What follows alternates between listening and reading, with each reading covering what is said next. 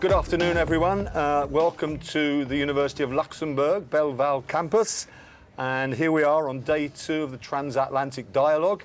And I've got 4 wonderful panelists here, 1 from South Africa, 2 from the United States, and 1 from Japan, plus me from the Independent Republic of Liverpool. So I'm going to start by asking my colleagues to introduce themselves, and we're going to start with Birgit. Hi, thank you. I'm Birgit Schreiber.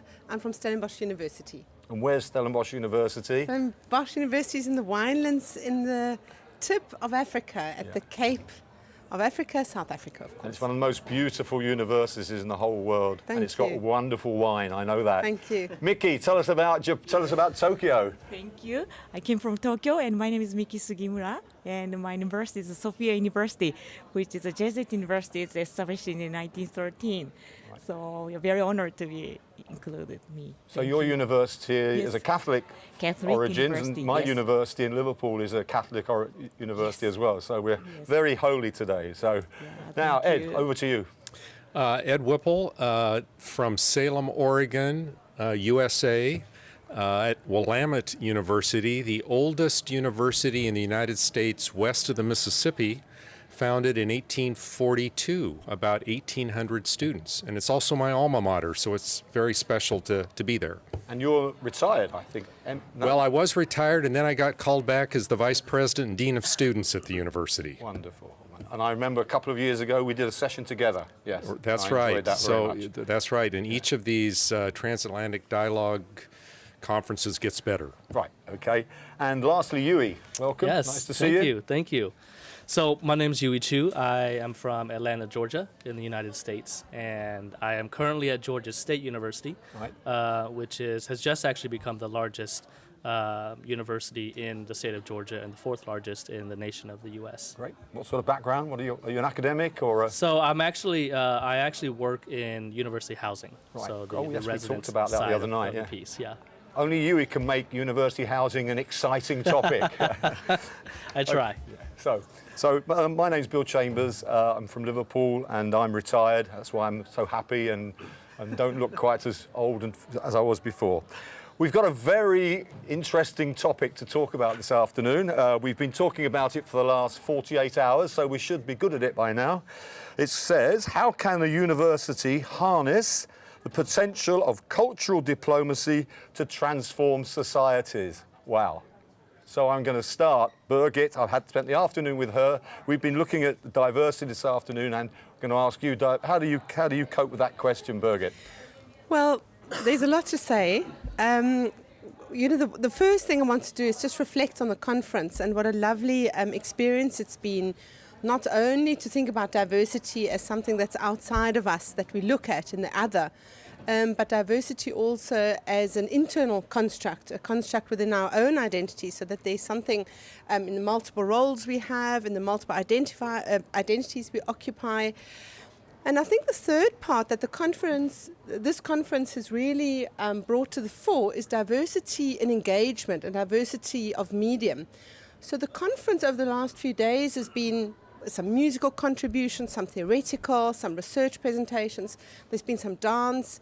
And it's really in this kind of diversity of presentation that we see the real, it's real kind of a manifestation of diversity of engagement, which has been lovely to see. Great, that's lovely. We'll come back to you, talk about you and your particular university soon. But Miki, what about you? How do you respond at the start to this? How can universities harness the potential of cultural diplomacy to transform societies? Yes, thank you very much. I'm very happy to join this conference for the first time, and especially the cultural diplomacy should be now a very important topic for the university, because my area is higher education and internationalization of higher education, and now the many universities in the world, including the University of Luxembourg, try to promote the student mobility.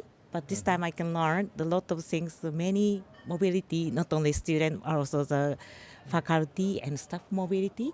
And those mobility encourage us more to enrich the culture and the another culture. So such importance on the diversity of the culture. And the Sophia University send hundreds of students abroad every year, don't they? Yeah, you are right. Now it's nearly 1,000 students from Japan But I think maybe comparing the situation of the European countries and the Asian countries seems to be a little different. So this afternoon, I had a wonderful discussion with the many colleagues to how we can promote the student and academic mobility to make the academic platform where the many researchers and people-to-people connectives be encouraging there. So that's why I think that is one of the functions of the cultural diplomacy. Great, Yeah, thank you for that. Come back to you in a minute. Thank Ed, you. experienced man. I'm sure Ed could talk for 2 hours on this, but we're going to give him 2 minutes. Thank you. I think universities are in a great position to harness this cultural diplomacy. You look at what's going on in the classroom and the different courses, and faculty members have tremendous influence. Then you look at what's going on in the co-curricular offerings, what's happening outside the classroom, the different experiences. Then you pull it all together, everything from study abroad programs to, again, the musical events, artists showings and so forth. Everything that is sort of replicated here goes on in the classroom. I was fascinated with one of our speakers this morning, the president of the European University Association, and he said, we live in a world with no connection to reality.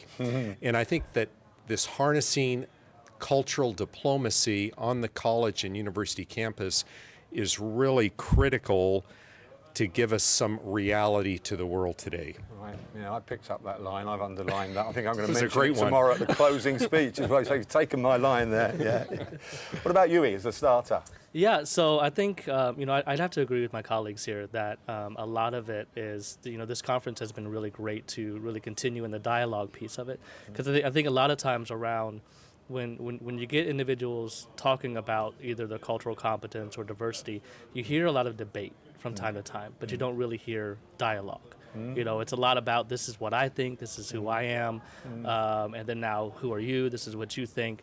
And so it's more of a debate instead of an intermixed dialogue, where I think a lot of the exchange needs to happen. And I think that conferences like this are great to really to help with that. And I think that, because for I think for one of the first times, this is one of the first times where I've heard kind of this concept of cultural diplomacy together, right? And so, because when we think about cultural competency, you kind of get the skill sets, the know-hows, the how to interact with individuals, and even cultural fluency, where you can really navigate kind of within different contexts. But with this piece about diplomacy and thinking about, now what do we do with it? Right, and how do we step forward into the light, understanding what we know now and what is our goal now to really achieve, and what is it that we're trying to achieve? So I really think that it all just kind of pieces itself together within this. Right. That's great.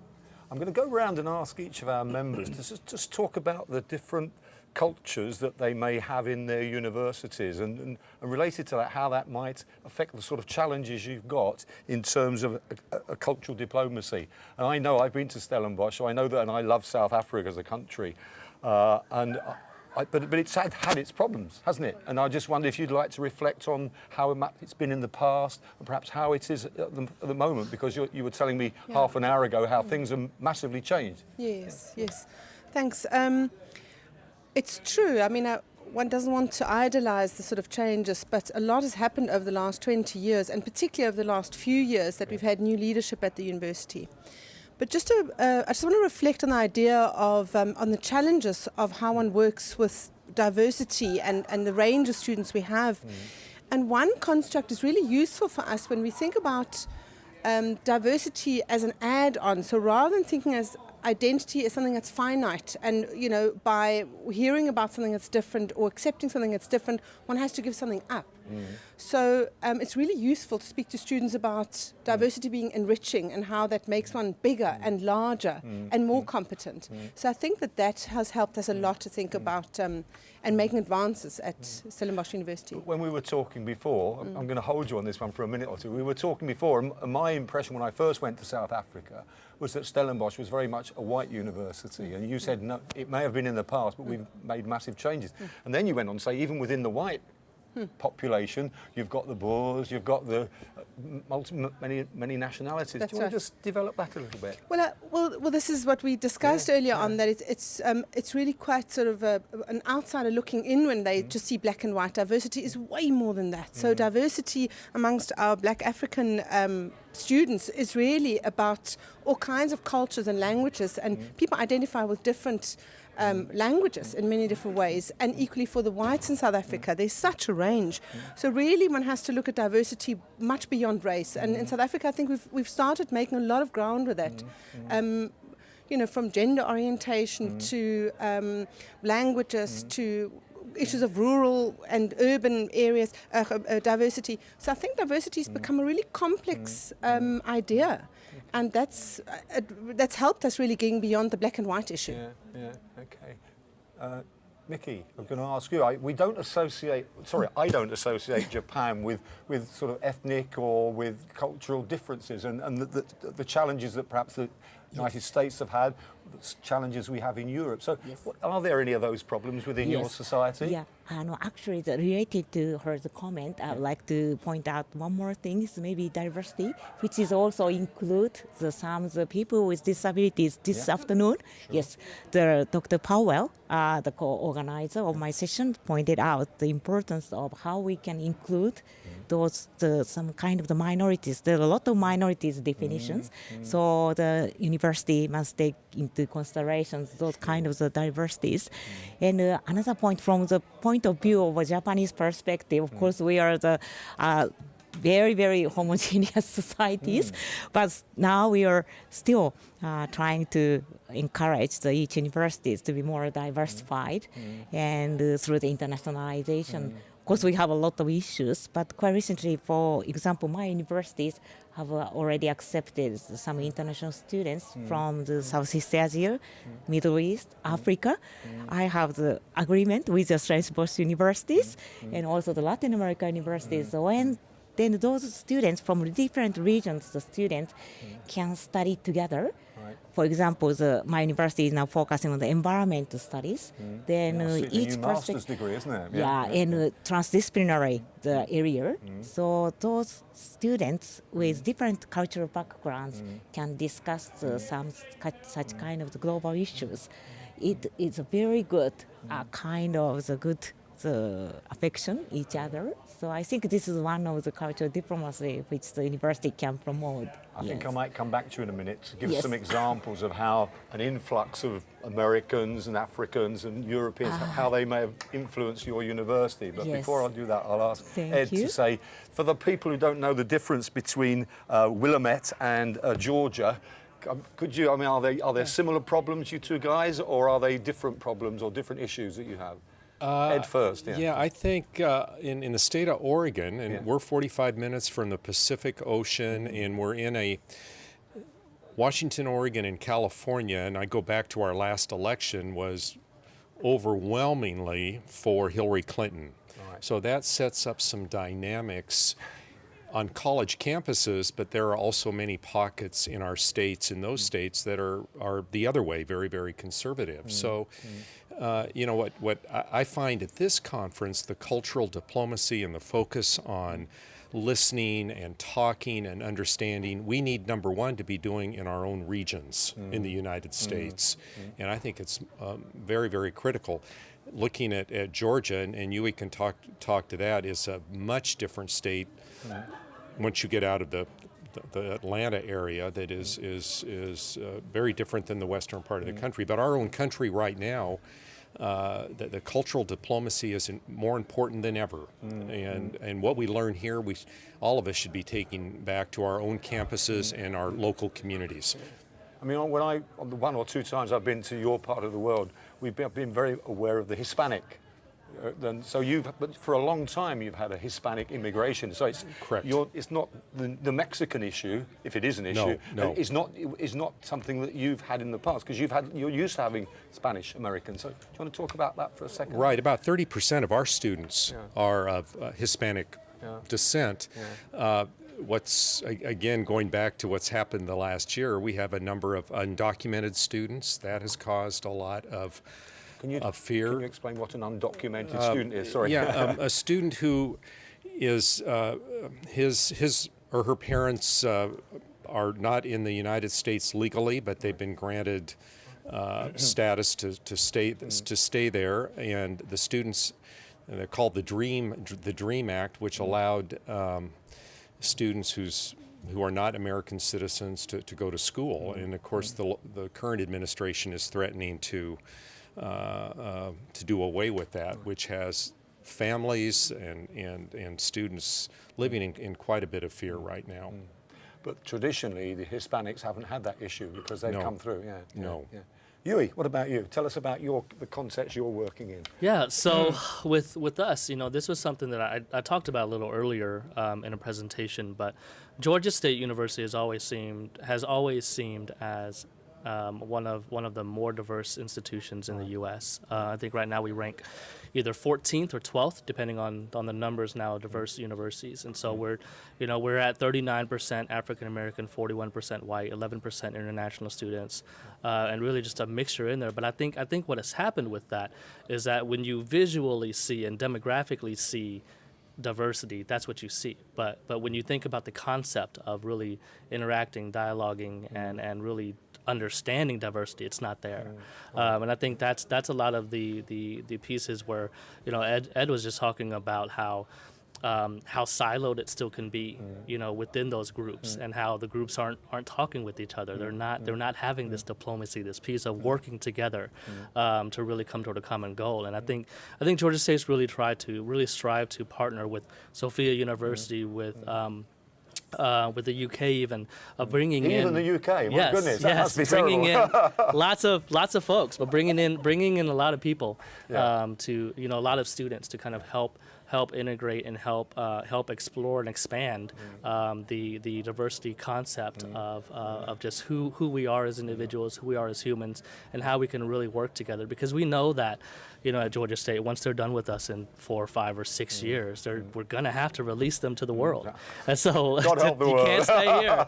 Here come the Georgians. So, yes, and we want to make sure that we do everything that we can now. So you see programs popping up left and right to really help people understand who they are first, before we let them out, or before we have them just kind of go off, because that's really at the core is understanding who you are before you can really look for what's important and what's valuable and what other individuals value as well, so that interaction is as smooth as possible. And that's what we're dealing with there. But like Ed said, we're in Atlanta, and so it's the heart of the capital of Georgia, and it's where the civil rights movement was a big part in the 60s, and so there's a lot of diversity that is already seemingly there. So do you think? But that's just not the case with all the others. Do you think that you're ahead of the rest of us in some ways, ahead of the game in terms of No, coping not with? even, not even, because I think that there's along with kind of diversity work that we're doing, it's so broad and vast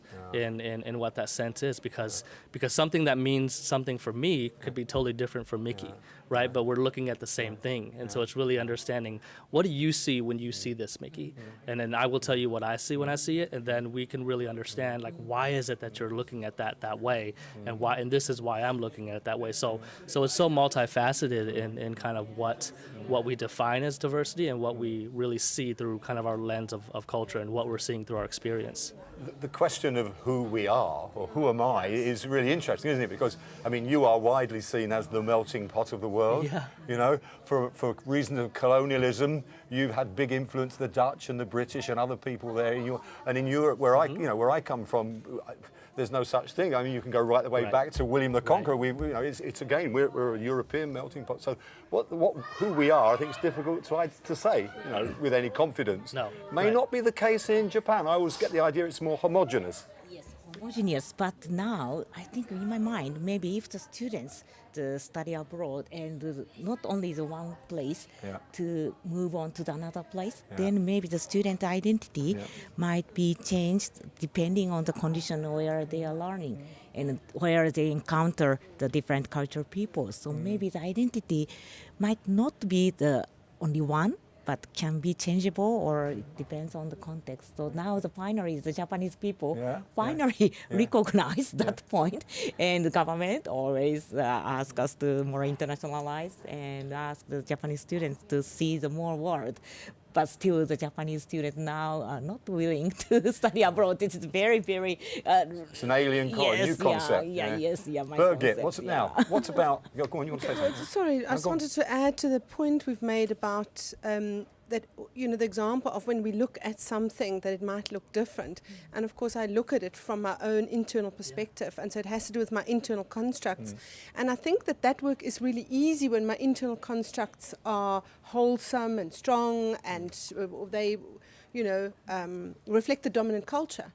But I think many cultures kind of have interjected a lot of negative stereotypes about themselves. So groups that have been dominated, groups that have been minoritized, they interject a lot of negative ideas about themselves. And then it's really difficult to do diversity work when the identity is really, when one first has to heal an identity part before that can reach out in a good way. Give us some examples of that. Well, I think that, for instance, with, no, I don't want to deepen the stereotype about it, because I think that that also happens when we speak about groups that have been minoritized and we keep saying how they identify with negative stereotypes. But, for example, women. Women identify with all kinds of stereotypes.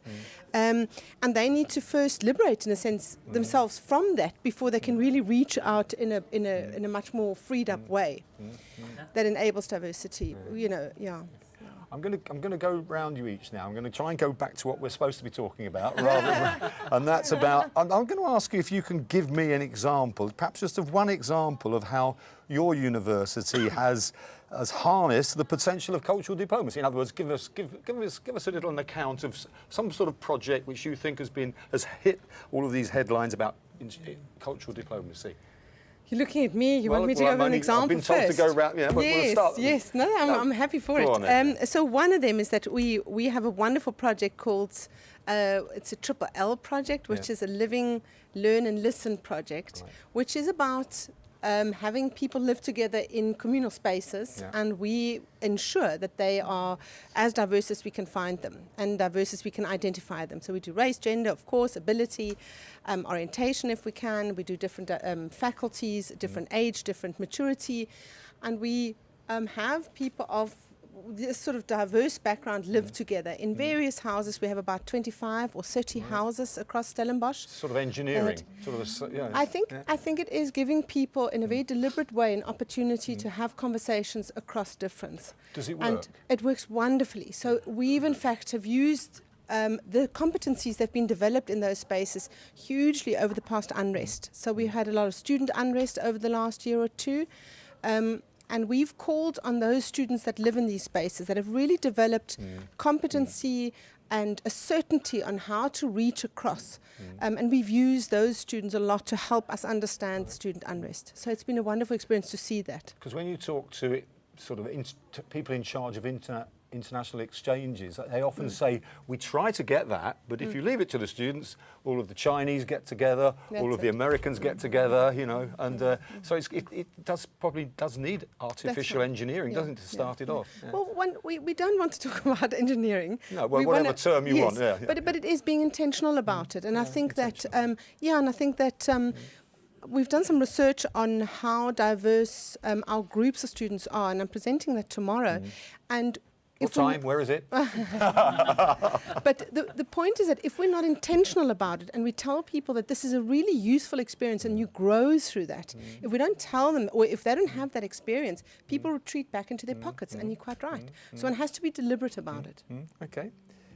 Mickey? Yes. An example? Yes, so Sophia University. Now we are the Jesuit university, so we have a Catholic missions. Yeah. So now we are trying to combine the mission with another Jesuit university in the world. So we already started is one of the program is a global competency program. Right. We invited the 5 Asian Jesuit universities. From which countries? Indonesia, Philippines, and South Korea, and Taiwan is a kind of the region, but then we are initiative, and in 2008 this program has already started. Every year each university hosted, and we can send it student each other, and to think about more the social issues. For example, the social differences or the ethnic issues or something. These are very sensitive issues, but when the different countries students can get together, then they can face each society's social issues. I So you think it's very physically good. bring them together Yeah. in the real world, not virtual or No, virtual one, including virtual one on the internet, the website conference, but during the summer break, each university send their students each other.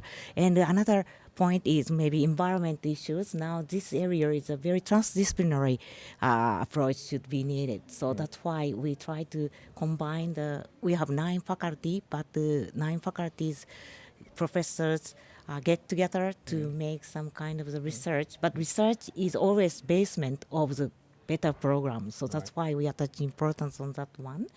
I'm going to ask you a naughty question now. Yeah. How do you interrelate with your students with places like China and North Korea? Yeah, yes, it must be very important point. But now Japan, not only my university, are involved in the area, the regional, the network of higher education. So, for example, the China and Japan and South Korea government now make the inter-exchange program called the Campus Asia, not the Erasmus Mundus program, but we can make a kind of the academic platform. The student can discuss more. Okay. Yeah, so we want to promote this kind Sounds of the good exciting, exchange. yeah? Thank you very much. Ed, what about you? I'm sure you've got hundreds, but go on. Well, just a couple. I think the Willamette University motto is "Not alone unto ourselves are we born," which simply means that we are here on Earth to serve others. And I think that cultural diplomacy is really a part of that. Our university mission statement is very focused on students taking their knowledge and putting it into action. And so we see that really comes through a tremendous study abroad experience. About 60% of our students study abroad during their time at the university. I was telling Mickey on the way over here that we have a very strong relationship, 50 years plus, with the Tokyo International University. And in fact, I'm headed there June 15 for 10 days.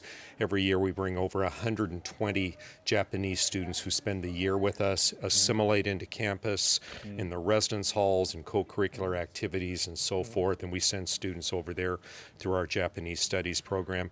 And then finally, a very, very strong program in the student affairs area, which really permeates the rest of campus, is service learning and civic engagement, where we go out and work to help and support others. At home. At home, and a lot of needs there. We have a high homeless population in our city and in the state, and so that's just one example. Grade schools, everything. And if we could just take that and sort of spread it across our country, things would, and the world, things would be a lot better. I think it's our students, it's our young people today who are, they get it. They get it, and I think they're our hope. And I wish that the delight for me was seeing the number of undergraduates who were at this conference compared to the first one. And, Really? And I think we need more of our undergraduates. PhD students and master's students previously. But we need more of our undergraduates here, because what a great opportunity for them to experience. I mean, you always joke about this, don't you? So most of our students got brand new passports. Okay, Yuri, what about you? Yeah, and I think part of that too is one program I'll talk about specifically is out of university housing is a program that we call Panther Ambassadors for a Culturally Competent Campus. Say that again. Panther Ambassadors for a Culturally Competent Campus. Right.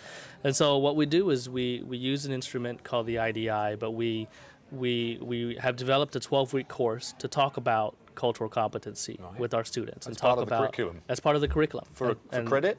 No, it's not for credit. And so which I think makes it a little, at this point, it makes it a little more enticing, I think, for the students, or at least we're seeing that we're getting the ones that really want to work upon that, and not necessarily just to check off and say I got credit for this, and that it's something that they internalize and feel like, yeah, this world needs a little more understanding. This world needs a little more focused attention on cultural competency. And so we've been doing it for the past 4 years, and I would say that in that time frame, we've seen the growth of students, of thinking from a monocultural mindset to more of an intercultural mindset, and a lot of it too. I mean, we brought 6 students here with us from the course over the last 2 years, and this was kind of a culmination of really taking the skills, the ideas, and all those pieces that they learned in the class and able to apply that here. But I think that, you know, what we've been talking about is that the course really does focus on kind of an individualized need, right? Because all of us are different. All of us are at different places as it pertains to, you know, cultural competence or cultural diplomacy. And so what it does is it focuses in on, well, this is what you need to do, and this is where you are, and this is what you need to do in order to gain a better understanding, to interact with other individuals, and to really understand where they're coming from before you try to make them understand where you are, right? And so just really understanding that piece of it. But that's just one. But I know that it has been a focus of our president for a while to really broaden the scope of what a globalized university looks like. And so that's one of the programs that are popping up, but a lot of it is focused on this whole piece of, in order to be a world leader, you really have to understand, you know, like what is it that you're trying to do? Where are you trying to go with this information? And how do we because I mean, our young people are our future, and it's really how we engage them now while we have them for that 4 or 5 or 6 years, so that whenever they do graduate, hopefully, then they can go out into the world and be great. Yeah. Right.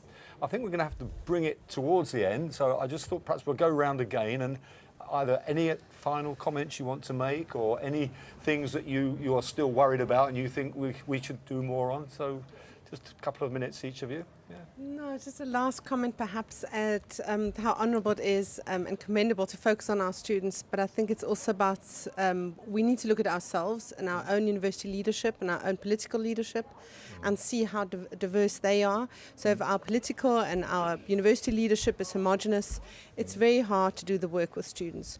So it's also, I think it's also an appeal to our university leadership and country leadership to make sure that there's diversity amongst those groups. Yeah, great. Thank you very much. Mickey? Thank you very much. Actually, now the international society now focuses on the sustainable development goals for the near future societies, and in that case, maybe global citizenship should be very important keyword which we want to seek for. So even in the higher education, I think maybe global citizenship should be one of the very important keywords with a lot of the cultural background. Of course, each student must be representative of each nation, so that's a very difficult point. But even if we can create this kind of the young leaders for the future, I think it's very good. I heard that Donald Trump was given the writings of the Pope about global warming 2 days ago when he visited the Vatican. So perhaps we could enroll Donald Trump on your course. We could send him for a short intensive course. Ed. Yes. Let's try that. Yeah. Try anything with a prayer. Ed, sorry. Thank you I was going to very make a much. smart remark, but I'm on the mic here, so I won't. I agree with the two previous comments, and I think the global citizenship and focusing on today's leaders is also very, very critical, because today's leaders influence our young people. And all I can say is that the critical need for more listening and more effective communication, I think, are just critical with today's leaders, and I think everybody. Yeah. Great. Thank you. Yui? Yeah. Last word with you, young man. I think lastly, you know, just really understanding that the reason why this transatlantic dialogue has been going on for 4 years is because there's still a need for it. And it's really understanding that that we're always going to have this need, and even in this conversation here, you know, getting to know 4 new colleagues and being able to really interact and really explore ideas and really talk about what that's like. I think that's the start of the conversation. And again, it's where we go from here that matters. This dialogue word and listening word is Yes. great. Yeah. Yes. Well, can I say thank you very much? I've Thank enjoyed you. talking to you, and Thank you. we'll perhaps see each other tonight at the party or in Yes. dancing in the square. If not, a pint or two. Thank you. Great, Thank you very Thank you. much. Great. Thank you.